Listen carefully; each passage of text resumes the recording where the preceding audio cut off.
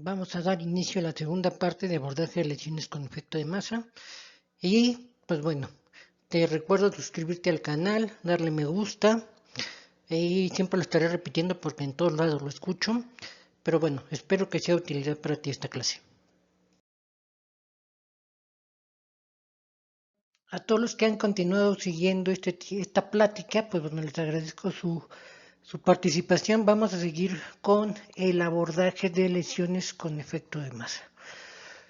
Inicialmente hablamos de las tres primeras A, que era la aparición, los antecedentes y las asimetrías. Ahora vamos a hablar de la B, que la B, como les dije, traté de hacer una mnemotecnia un poco con calzador para que pudieran ser en inglés y bueno, tuviera mayor difusión, que es birth, pero de nacimiento, que aquí lo que nos vamos a referir es dónde nace la lesión. Vamos a tener que, el nacimiento de la lesión vamos a tener tres parámetros específicos. El primero de ellos es si es una lesión supratentorial o infratentorial. El segundo si es intraxial o extraxial y la tercera va a ser el sitio específico. Entonces, empezando con la situación supratentorial. Vamos a tener que el cerebro, básicamente por una prolongación de la meninge que es el tentorio, va precisamente a dividir en dos grandes segmentos al encéfalo. Todo lo que está supratentorial, que está por arriba de la tienda del cerebelo, y todo lo que está por abajo de la tienda del cerebelo, que es infratentorial. Esto, en términos anatómicos y científicos, ¿para qué nos sirve? Pues bueno, básicamente nos sirve primero para darnos una idea de la localización. Estamos hablando que todo lo que está por arriba de la tienda del cerebelo, pues estamos hablando principalmente que va a ser propiamente el cerebro, todo lo que está por debajo de la tienda del cerebelo, pues va a ser el cerebelo y el tallo cerebral, ¿sí? Vamos a tener que las manifestaciones clínicas de las lesiones supratentoriales son más desórdenes cognitivos, crisis, mientras que los desórdenes que son infratentoriales son más alteraciones de la marcha o de los nervios del cráneo.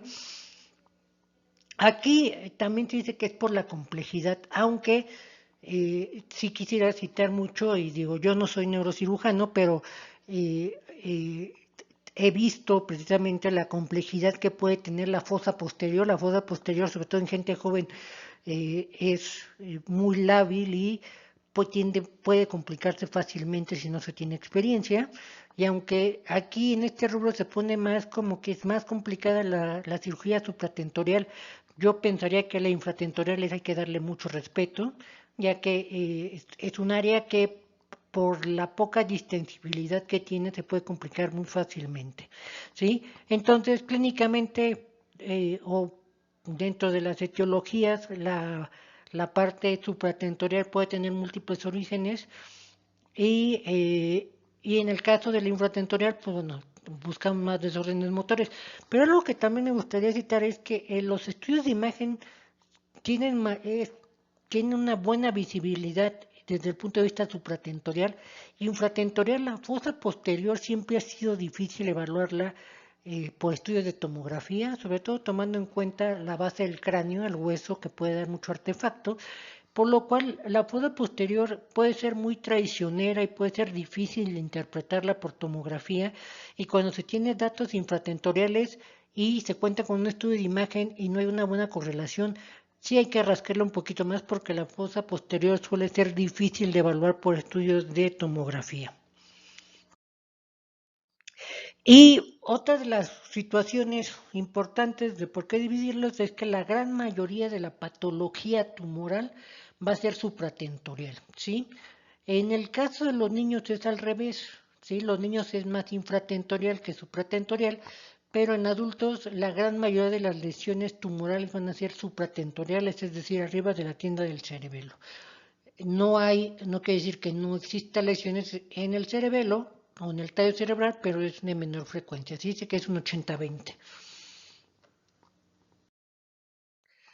Posteriormente vamos a tener la localización intraxial y extraxial.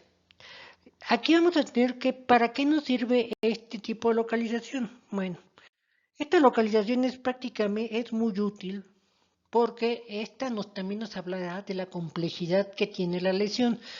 Vamos a decir que todas las lesiones intraxiales corresponden a tejido cerebral, es decir, parénquima cerebral, neuronal, que precisamente es de donde deriva la lesión.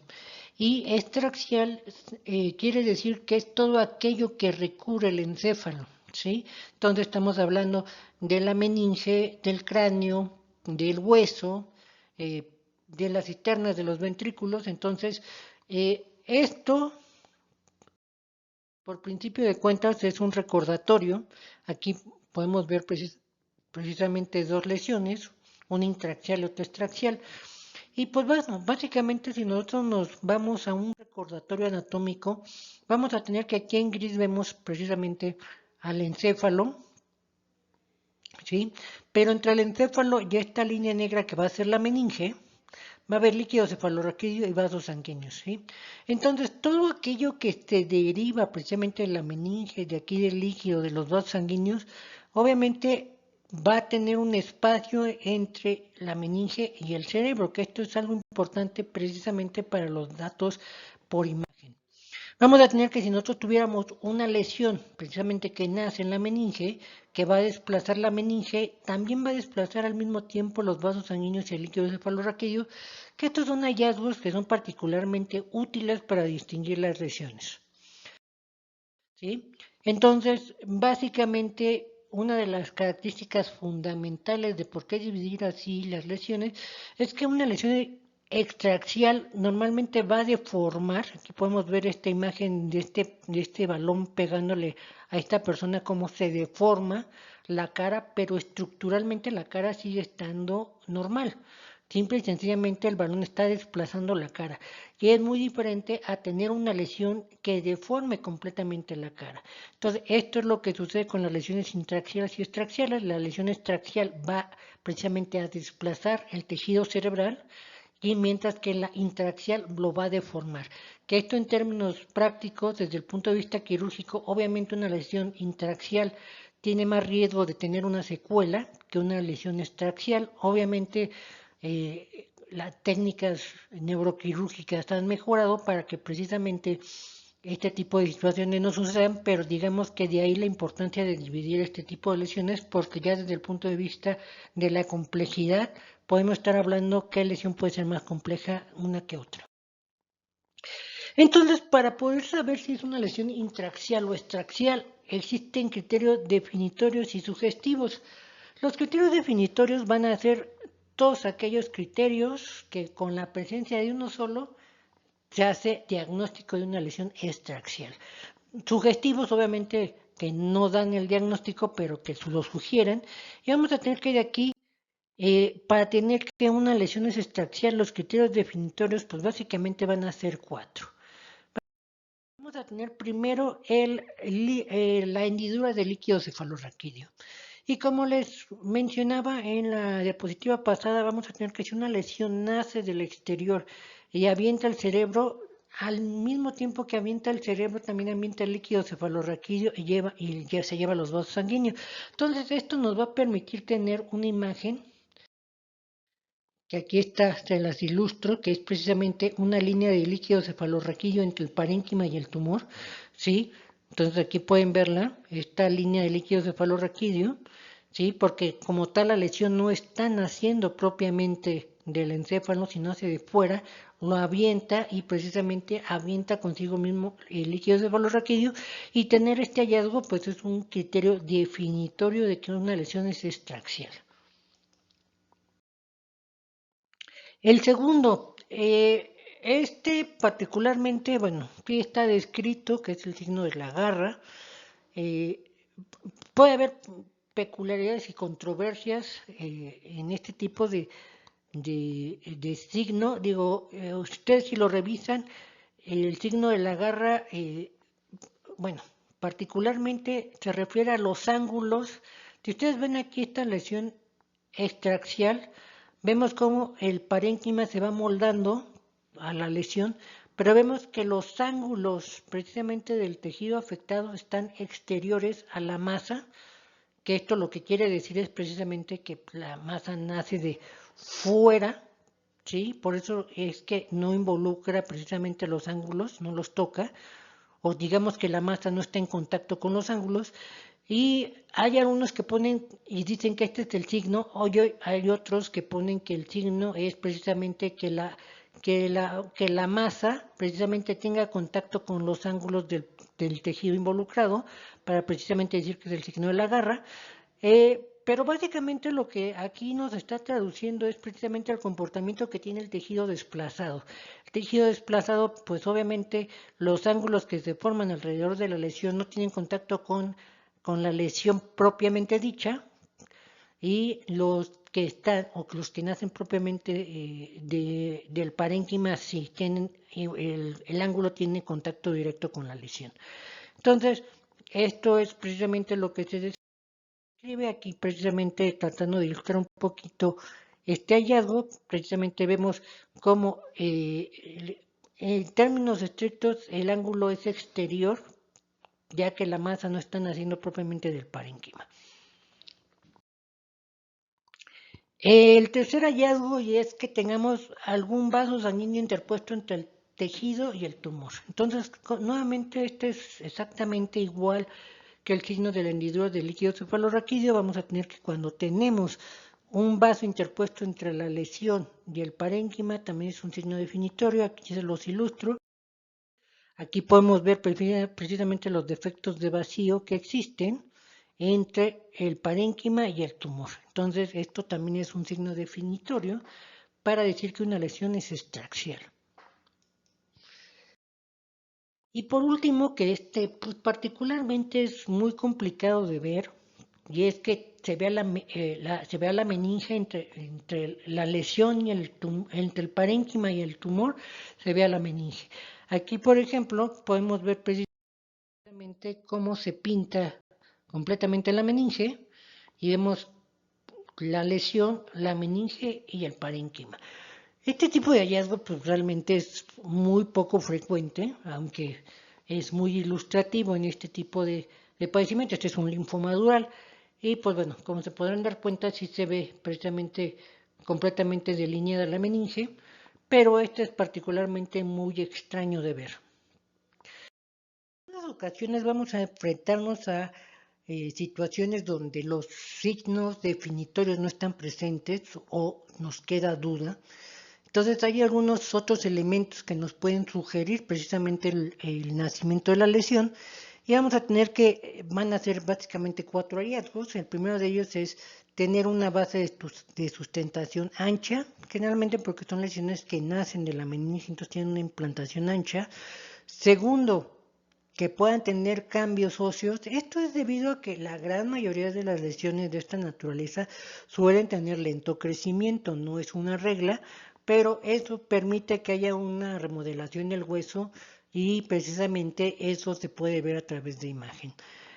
Tercero es que la parte donde precisamente nace la lesión en la meninge capta contraste, y el último hallazgo es que el cerebro pues conserve su anatomía en términos generales, y que solamente se vea una compresión pero no se vea una deformidad del encéfalo.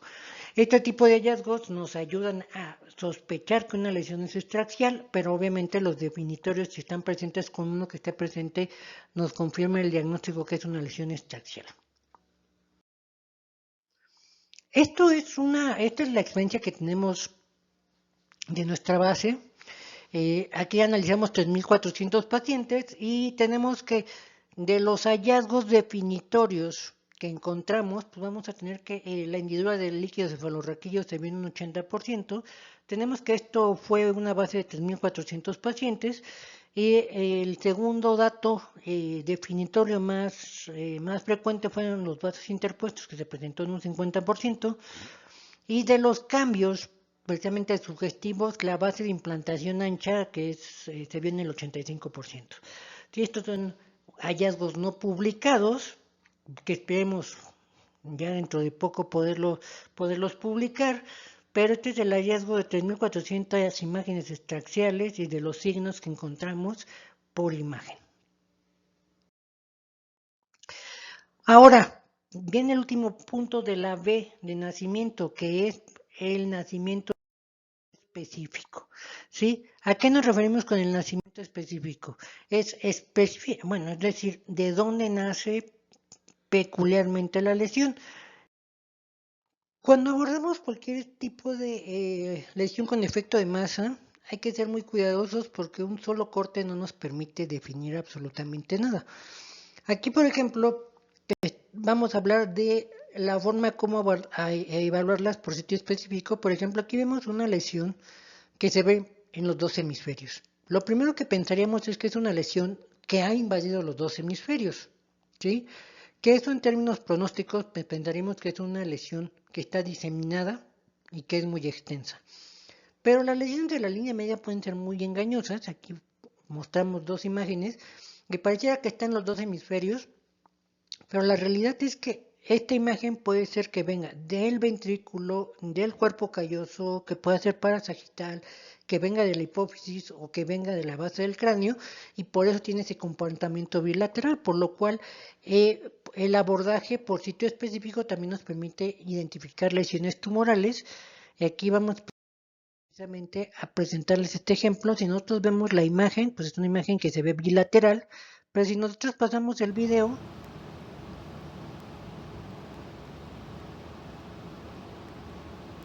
Listo. podemos observar que la lesión nace de la base del cráneo.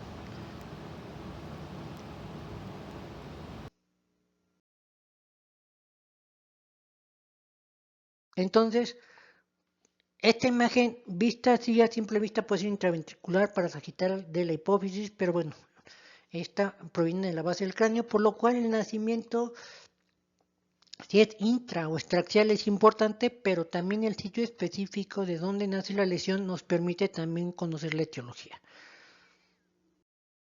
Entonces, la finalidad de estas clases es también dar métodos para que sea un aprendizaje más didáctico. Y pues bueno, en este caso, las estructuras a revisar, precisamente cuando uno ve una lesión con efecto de masa, y esto es una mnemotecnia para precisamente tener el recordatorio, quiere decir el cuerpo calloso se ve precioso por 4. Sí, vamos a tener que aquí vienen precisamente la mnemotecnia, las letras que involucra cada uno. Primero vamos a tener que son las primeras dos C, una es de cuerpo calloso y la otra es de cráneo, que quiere decir revisar cuerpo calloso y revisar hueso.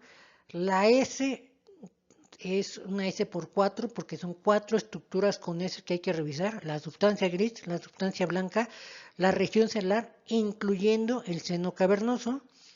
Después la B, que estas son 2B, que es para referirnos a los ventrículos y los vasos. Después precioso, que es la P, que van a ser 4P para recordar fosa posterior, núcleos profundos, paranasales y estructuras adyacentes, y la región pineal. Y la última, que es la O, que es los ojos. Entonces, el cuerpo calloso se ve precioso. Es una mnemotecnia para todas las estructuras que se tienen que revisar, precisamente de dónde pueden hacer una lesión. Y vamos a tener que esto también tiene utilidad precisamente porque hay estructuras que particularmente son más frecuentes que sean tumorales que otras. Por ejemplo, aquí una de las estructuras de todas estas áreas que estamos mostrando que suele ser extremadamente tumoral es el cuerpo calloso, la región celular y la región pineal, que son regiones que particularmente se originan precisamente lesiones tumorales, ¿sí? Y por ejemplo, el seno cavernoso es particularmente raro que sean lesiones tumorales, generalmente son lesiones más granulomatosas. Entonces aquí en una serie de casos, precisamente por estas localizaciones, tenemos que los lugares donde más frecuentemente se alojan los tumores, pues fue el cuerpo calloso, la región celular, vamos a tener la fosa posterior y la región pineal. Vamos a tener que esos son los lugares donde particularmente cuando teníamos una lesión, la gran mayoría fue tumoral, fue precisamente estos sitios, y en algunos sitios, recalco e insisto, donde uno al ver una lesión tiene que dudar que sea tumoral, pues siempre va a ser el cuerpo calloso, las partes paranasales y los ojos, ¿sí? Vamos a tener que La región obviamente de los vasos sanguíneos y la sustancia gris también no son frecuentemente que sean tumorales. Y estoy hablando que se involucre, no que se comprima, que se involucre. Entonces, este otro tipo de mnemotecnia nos ayuda también a tener un repaso mental de qué estructuras ir a buscar y ver precisamente en dónde nace cada una de ellas. Después viene la parte de la captación de contraste. La captación de contraste es peculiarmente de lo que hoy vamos a hablar, es de la morfología de la captación. No vamos a hablar de la cinética ni del tipo de contraste, etcétera. Va a ser de la morfología de la captación. Y la primera pregunta que nos tenemos que hacer es, ¿qué significa que una lesión capte contraste? Sí, aquí les dejo esta pregunta con opción múltiple y vamos a tener que puede traducirnos neoangiogénesis, inflamación, infección, ruptura de la barrera hematoencefálica o todas son correctas. Y aquí la respuesta es que lo único que nos representa la captación de contraste es la ruptura de la barrera hematoencefálica. Hay algunos otros parámetros que se pueden utilizar en la perfusión que nos pueden ayudar a ver marcadores indirectos, pero la toma de contraste lo único que denota es la ruptura de la barrera hematoencefálica. ¿Sí? Entonces, esta parte de estar viendo vasculatura y demás, con algunos parámetros de la perfusión se puede evaluar, pero la captación de contraste lo único que nos dice es que está rota la barrera. ¿Sí? Pero ahora vamos a tener lesiones que captan y no captan contraste. Vamos a tener que por principio de cuenta una gran mayoría de lesiones tumorales captan contraste. Las lesiones que no captan no es una regla, pero vamos a hablarlo en el término de gliomas. Las lesiones que no captan contraste en gliomas, ¿sí? El 80% pues son gliomas de grado 2 y un 20% puede ser un glioma de alto grado. El 20% de los gliomas de alto grado no capta contraste, ¿sí? Pero vamos a tener que los tumores de alto grado, el 80% sí capta contraste. Entonces, el contraste nos puede hablar un poco de malignidad entre grados, no es una regla, pero suele ser más frecuente que los tumores de grado 3 y 4 capten contraste y los tumores de grado 2 no capten contraste. Además de que los procesos infecciosos, los procesos desmielinizantes, las leucoencefalopatías no captan contraste. Pero los que sí captan contraste, la gran mayoría son tumores de alto grado, los procesos infecciosos, ¿sí? Y los procesos como malformaciones vasculares. Entonces, como se darán cuenta, pues el hecho de captar contraste tampoco nos da una subdivisión tan clara y concreta de cuál es la patología, pero vamos a tener que existe una clasificación de patrones de captación. ¿Sí? Esta clasificación, que es relativamente vieja, nos divide precisamente en 10 patrones de captación. Vamos a tener primero el patrón de captación que se llama paquimeningio, que es precisamente este inicial, que es la meninge la que capta. Vamos a tener el leptomeningio, el nodular subcortical, el anillo, que inclusive aquí en este artículo, este anillo se divide en anillo débil y en anillo grueso, en la captación giral, el de nódulo mural, el anillo incompleto, ventriculítico, el quístico y el meningio. Entonces, es una forma de clasificarlos. Vamos a tener que, bajo esta clasificación, la etiología se sospecha, precisamente vamos a tener que el nodular subcortical, ese es el típico de las metástasis, en anillo, pues es el típico del glioma, aunque también lo puede tener el absceso, el del anillo incompleto es más de las lesiones desmielinizantes, etcétera, ¿no? Entonces, esta clasificación pues se ha utilizado, es una clasificación práctica. Nosotros con el afán de precisamente profundizar esta clasificación desarrollamos una clasificación donde nosotros dividimos en 14 grupos las lesiones y vamos a tomar como antecedentes esta clasificación, solamente que agregamos algunos grupos extras y vamos a entender que los grupos extras que agregamos es la nodular subcortical pero necrótica, que está para hacer una distinción entre metástasis y tuberculomas.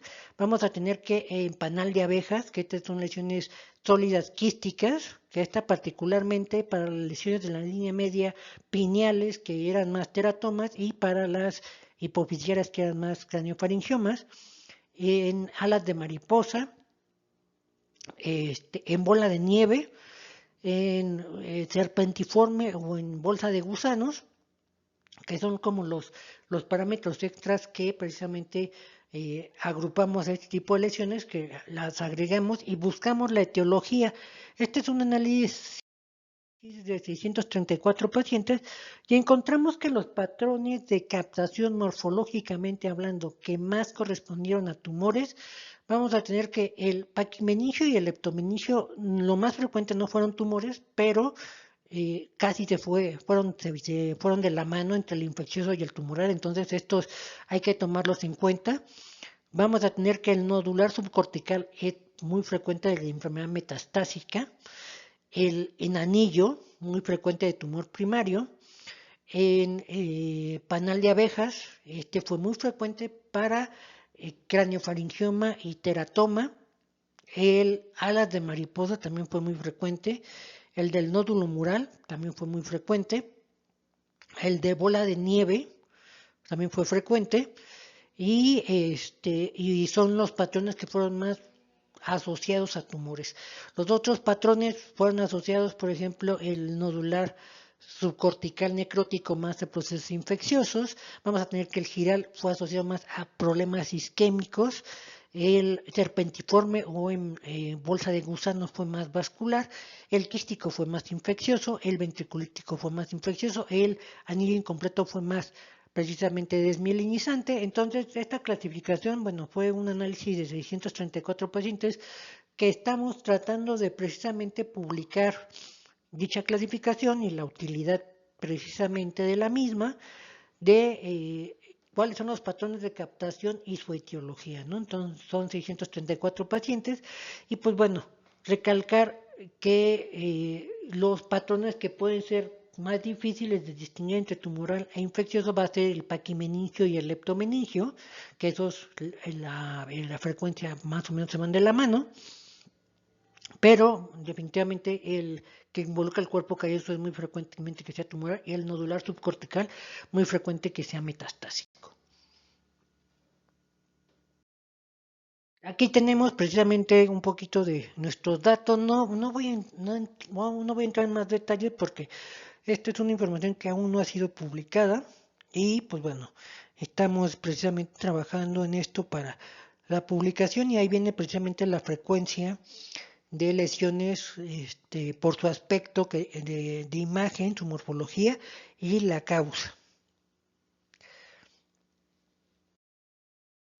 Sí, aquí nuevamente aquí ya es con imágenes propiamente de los pacientes. Aquí tenemos una imagen gráfica precisamente para ilustrar la patología y esperemos dentro de poco poder ver publicada este trabajo donde los ponemos en 14 grupos, pero bueno, la morfología, como se darán cuenta, también nos permite ubicarnos en cuál es la causa. La D se refiere a la distribución. Entonces, la distribución nos referimos específicamente a qué área del cerebro está afectada, ¿sí? Esto es particularmente para las lesiones intraxiales, ¿sí? Vamos a hablar de si se involucra la sustancia gris, la sustancia blanca y las meninges, o las tres o una de las tres, ¿sí? Entonces aquí vamos a presentarles. Aquí les presento 5 casos, pueden ver las imágenes, ¿sí? Entonces aquí el análisis es qué es la parte que está más involucrada. Entonces vamos con el primer caso. Entonces aquí hay que tener en cuenta que las lesiones de sustancia blanca generalmente van a tener un patrón vasogénico y quiere decir que se afecta la sustancia blanca y no se toca la corteza, a diferencia de las lesiones citotóxicas que la corteza cerebral es lo principalmente que se ve afectado. Eso es de aquí el término de digitiforme para las lesiones en la sustancia blanca cuando son vasogénicas, ¿sí? Entonces que nos permite orientarnos precisamente al diagnóstico. Entonces vamos a tener que en el primer caso es una femenina de 27 años que tiene cefalea y en el estudio neurológico tiene papiledema. El segundo es un masculino de 57 años que tiene cefalea y alucinaciones. El tercero es un hombre de 48 años que tiene una cefalea y un síndrome piramidal. El cuarto, la paciente tiene cefalea y en el quinto es una femenina con síndrome demencial. Entonces, como podemos ver, tenemos las captaciones de contraste y aquí hay que ver el análisis del área involucrada. Entonces, vamos a tener que este primer hallazgo, aquí lo que nos llama la atención es precisamente el reforzamiento de la corteza cerebral. Entonces, cuando tenemos este tipo de patrón de comportamiento, son dos las etiologías más importantes. Cuando la corteza cerebral capta contraste, las dos etiologías más frecuentes van a ser la lesión vascular y las encefalitis. Aquí tenemos un segundo caso donde vemos precisamente una captación un poco parchada, pero vemos que el involucro que se tiene es particularmente de la corteza cerebral. Entonces, nuevamente repito, las causas más frecuentes es la parte vascular y las encefalitis. En este caso se trata de una encefalitis.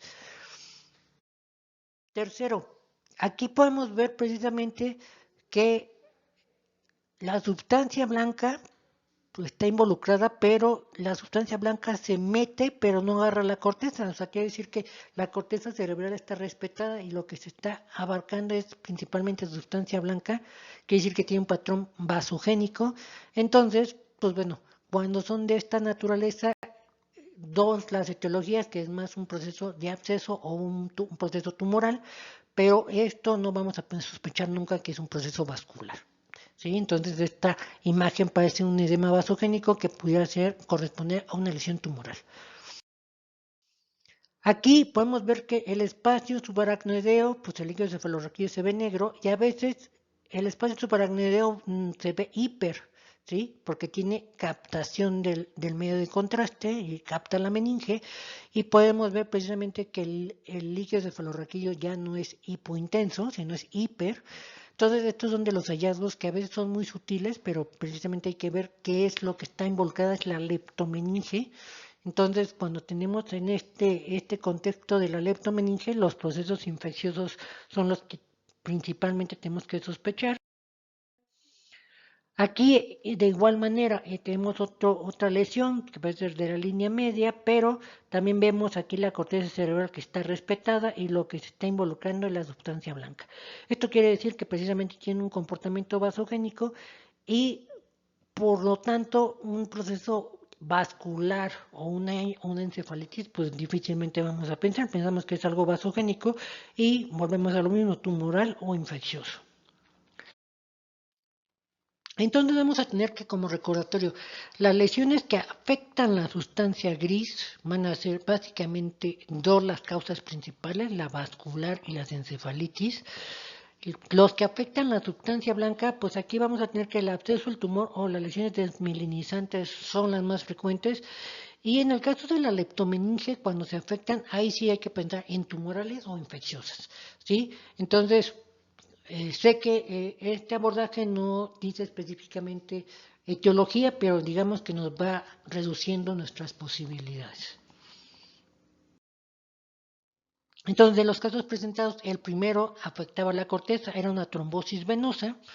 La segunda afectaba la corteza, era una encefalitis. La tercera era una lesión de comportamiento vasogénico que afectaba la sustancia blanca y es metastásica. Vamos a tener que la cuarta es una afección leptomeningia que fue una carcinomatosis y la última que también era un comportamiento vasogénico que fue un glioblastoma. Y continuando con nuestro algoritmo llegamos a la letra número E que se refiere al edema. En este tipo de hallazgo, aquí tratamos precisamente de ilustrar cómo el edema también nos puede ayudar a encontrar la etiología y aunque No siempre es específico, pero bueno, nos puede también orientar en el diagnóstico. Entonces aquí les presento varias imágenes, como se darán cuenta, algunas tienen un edema muy importante, otras no tanto, pero ahora, ¿cómo podemos estudiar el edema para que nos ayude al abordaje de estas lesiones? Entonces, aquí ya tenemos la etiología de cada una de las lesiones que les acabo de presentar. Entonces, aquí la pregunta sería, ¿cómo podemos nosotros a través del edema sugerir o pensar en alguna de estas etiologías? Entonces, siguiendo en este tema, nosotros desarrollamos tres grupos de una escala visual, ¿sí? El primer grupo es cuando el tumor es más importante que el edema, ¿sí? Como aquí se podrán dar cuenta, hay varias lesiones, pero hay algunas que llaman mucho la atención. Por ejemplo, podemos ver esta imagen, si ustedes la ven, es una lesión de gran tamaño, pero realmente el efecto del edema que tiene es muy poco, y es más, el desplazamiento que tiene es muy leve. Entonces aquí tenemos precisamente esta lesión, es una lesión, una gran masa, pero el edema que tiene es muy poco representativo. Tenemos aquí al cavernoma, que también igual se ve la lesión, pero se ve muy poco edema. Entonces, cuando una lesión es más representativa al tumor que el edema, o el edema es muy poco significativo, es generalmente más asociado a problemas de linfoma o malformaciones vasculares, sí, que esto nos puede orientar, y esto es muy frecuente también inclusive en linfomas, que a pesar de que son lesiones de gran tamaño, no ejercen tanto efecto de masa, ¿sí? El segundo grupo de lesiones es cuando el edema es mucho más representativo que el tumor. Entonces, aquí tenemos que lo primero que nos salta, precisamente cuando tenemos este tipo de imágenes, es la lesión metastásica. ¿Sí? Vamos a ver aquí precisamente, aquí en este punto gris se ve la lesión tumoral, aquí la pueden ver, y todo lo verde es el edema, ¿sí? Entonces, te darán cuenta, el edema es mucho más importante que la lesión tumoral. Entonces, cuando generalmente el edema es mucho más representativo que el tumor, generalmente hay que pensar en enfermedad metastásica, y en un segundo grupo podemos pensar en enfermedad infecciosa. Por ejemplo, aquí podemos ver esta lesión de toxo y podemos ver precisamente la cantidad de edema. Entonces, estas son dos lesiones que particularmente se caracterizan por ser extremadamente aparatosas en el edema, y muchas de las ocasiones el volumen de la lesión no es tan importante como el edema. Y viene por último el tercer grupo, que es cuando el tumor y el edema son muy similares en tamaño, ¿sí? Vamos a tener que la lesión tumoral y el edema pueden ser muy homogéneos o pueden ser muy similares, y este tipo de hallazgo se asocia más a los tumores primarios del sistema nervioso central. Por ejemplo, aquí tenemos este glioblastoma, vemos todo esto es la captación de contraste, podemos ver la captación de contraste y el edema. Obviamente, si nosotros vemos aquí se mezcla el tumor más el edema, entonces pareciera que es más grande el edema, pero si ustedes se dan cuenta, tiene una representatividad en tamaño muy proporcional la lesión tumoral y el edema. Entonces, esto cuando el tumor es muy proporcional al tamaño, es más de una lesión primaria, ¿sí? Generalmente glioma. Ahora, con el afán de tratar de tener parámetros un poco más objetivos y numéricos, hay quien ha sacado este índice que se llama el edema volumen. Precisamente se mide el tamaño de la lesión y el tamaño del edema. Puede ser en 2D o en 1D. Entonces, aquí ya, en este estudio que les voy a presentar fue en un solo diámetro, y se encontró que las lesiones metastásicas y de los abscesos, este índice edema volumen era generalmente mayor a 2.5. ¿Qué quiere decir? Que el edema era 2.5 veces mayor que el tamaño de la lesión en el caso de lesiones metastásicas y abscesos, ¿sí? Entonces, eso fue lo que se encontró. Ahorita les voy a mostrar el estudio, que el 2.5 puede ser un parámetro para distinguir estas patologías. Y otro parámetro que se llega a utilizar es la desviación de la línea media, ¿sí? Aquí lo que se pone como límite son 5 milímetros, y lo que se encontró es que este hallazgo es más frecuente que se presente en lesiones primarias, en lesiones tumorales primarias, en comparación con lesiones metastásicas, ¿sí? El tumor primario suele ser el que más desplaza la línea media en comparación a los otros. Entonces, aquí les dejo esta referencia, precisamente que es uno de los pocos artículos que ha utilizado el edema como parte de su estrategia de abordaje, y tenemos que dejan dos mensajes claros. El edema volumen, que es muy importante, 2.5, permite distinguir enfermedad metastásica y absceso, y el desplazamiento de la línea media nos permite distinguir lesiones gliales, ¿no? Que son como los dos mensajes que deja este artículo. Si hay algún otro artículo que conozcan y crean que pueda ser de utilidad, mucho les agradecería que lo pusieran en mis comentarios para buscarlo y precisamente hacer una revisión del tema. Pero bueno, estos son de los pocos hallazgos que se han encontrado. Sí, nosotros precisamente con nuestra misma población hicimos precisamente el ejercicio y encontramos que en 634 pacientes, pues la metástasis fue 3.2 y el absceso 2.2 de índice edema volumen. Y podemos ver que el linfoma y el glioma de alto grado, pues bueno, no rebasaron las dos unidades. Y aquí hicimos precisamente una curva ROC con un índice de Youden y vemos que en nuestro punto de corte para distinguir entre absceso y metástasis fue 2.1, ¿no? Teniendo un 80% de sensibilidad y un 87% de especificidad para distinguir entre una y otra, ¿sí? Estos fueron 634 imágenes analizadas, y pues bueno, esto fue uno de los hallazgos que encontramos. Tampoco tenemos publicados, y como se dan cuenta hay varias cosas que he ido presentando y no están publicadas. Digo, hay muchas cosas que a mí me gustaría publicar de la misma forma en las que las pienso, pero bueno, no siempre es tan sencillo. Y si hay alguien interesado en alguna temática, pues también al final de la práctica viene mi correo.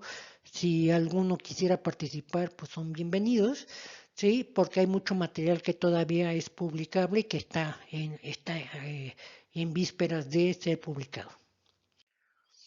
Entonces aquí vamos a tener que cuando, en resumen, en esta parte del edema, cuando el tumor es más importante que el edema o el edema es muy poco representativo, generalmente es del linfoma. Cuando el edema es mucho más importante que el tamaño del tumor, generalmente es metástasis o absceso. Y cuando el tamaño del edema y el tumor son muy parecidos, es más un tumor primario. Y el índice volumen edema mayor de 2.5 sugiere metástasis, y el desplazamiento de la línea media más de 5 milímetros generalmente sugiere glioma. Entonces, estos serían como los puntos prácticos del edema. Y pues bueno, con esto terminaríamos la parte de la letra E. La parte F, pues bueno, estas se las dejo a ustedes. Si es que la quisieran, pues también digo, la voy a subir porque el propósito de esta página es difundir información que considero que es importante. Sería muy motivante para un servidor ver el interés de todos ustedes y ver precisamente que se quisiera esta otra parte, la parte 3 de este abordaje. Y en la parte 3 hablaremos de la parte funcional, que es la espectroscopía, la perfusión, la difusión, etcétera, de cómo interpretarlas precisamente para el abordaje de cada una de estas lesiones. Entonces, les agradezco mucho esta plática. Creo que por mucho es una de las que más he trabajado, que más modificaciones he hecho, porque cada vez que la sigo analizando le encuentro cosas que se pueden mejorar. Y bueno, también en algún momento espero poder plasmar todo esto en un artículo, ¿sí? Y pues bueno, la parte funcional es un trabajo muy grande el que se tiene que realizar para precisamente hacer este análisis, por lo cual mucho les agradeceré la motivación de si les interesa que precisamente la soliciten para realizarla. Y si no lo solicitan, de todos modos la voy a realizar, pero bueno, sí sería muy gratificante tener buenos comentarios para esta parte. Les agradezco mucho su asistencia, su participación, y algunos mensajes ya para irnos. el diagnóstico de un tumor cerebral siempre es complicado, entonces mientras no tengamos el diagnóstico certero es siempre importante mantenernos prudentes, ya que hay un sinnúmero de cosas que nosotros podemos cambiar en la percepción que va a tener el paciente al momento del diagnóstico. Segundo, es tratar de despejarnos nuestra mente y limpiarnos para tener un parámetro objetivo y sólido y de no dejarnos contaminar con todos los distractores que existen en el medio ambiente. Tercero, que no importa si es este método el que utilizan o no, simple y sencillamente que cada quien tenga una evaluación sistemática con la finalidad de poder detectar los errores porque vamos a enfrentarnos a muchas situaciones que vamos a desconocer y puede ser la primera que nos enfrentemos, pero la parte fundamental es saber identificar dónde nos podemos equivocar y cómo nos podemos equivocar. Eh, Quinto, pues les dejo el ABCDE como una estrategia personal para abordaje de lesiones, ¿sí? Y no olvidar que uno de los diagnósticos más terribles que se puede hacer es un diagnóstico de un tumor cerebral maligno, ¿sí? Y que uno de los la mayor importancia de esta plática es que tenemos que agotar todos los recursos necesarios para diagnosticar cualquier otro tipo de patología que no sea tumoral, porque desafortunadamente la patología tumoral tiene un mal pronóstico y es importante identificarla de forma temprana, pero también es importante identificar toda aquella patología que no es, porque muchas veces por tener tan mal pronóstico condenamos a los pacientes a cuidados paliativos por el mal pronóstico que tienen, pero en algunas ocasiones vamos a tener pacientes que pueden ser completamente recuperables y que precisamente es importante tener la certeza 100% de que lo que estamos tratando es una lesión tumoral versus otra patología, porque el pronóstico puede ser diametralmente diferente. Y pues bueno, les recuerdo que me sigan en mi canal, que le den clic a la campanita, le den like y seguiré subiendo material de esta misma naturaleza, esperando precisamente tener sus comentarios, su apoyo e independientemente del apoyo que se pueda tener este canal, lo voy a seguir haciendo que crezca porque lo que me interesa es la difusión de la enfermedad. Ojalá que el interés de la gente también crezca, así como crezca el canal. Pero pues bueno, siempre cualquier like y cualquier comentario es de suma utilidad para un servidor. Muchas gracias.